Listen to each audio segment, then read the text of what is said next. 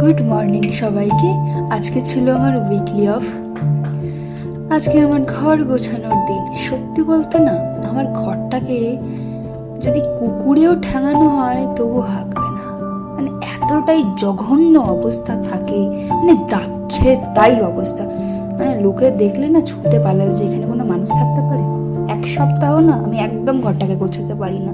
এক সপ্তাহ পর ওই যে ছুটি পাই, তো আজকে সকাল সকাল উঠে ঘরটাকে সুন্দর করে গুছিয়ে 100খানা প্রায় জামা কাপড় ছিল, সেগুলো গোছালাম, ঝাড় দিলাম, মুছলাম। একটা জুস বানিয়েছিলাম যেটা দেখছিলাম ফেসবুকে খুব ভাইরাল হচ্ছে স্কিনের জন্য।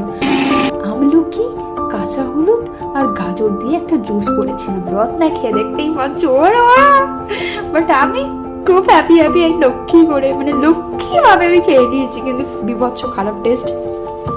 একটু চুলে ওই টক দই আর কলা মেখেছিলাম। তারপরে সকালে ব্রেকফাস্ট করেছিলাম ফুলকপি আলু দিয়ে ট্যাংরা মাছ কই মাছের ঝোল, আর দুপুরে মা বানিয়েছিল মাটন দিয়ে আলু দিয়ে পাতলা করে ঝোল।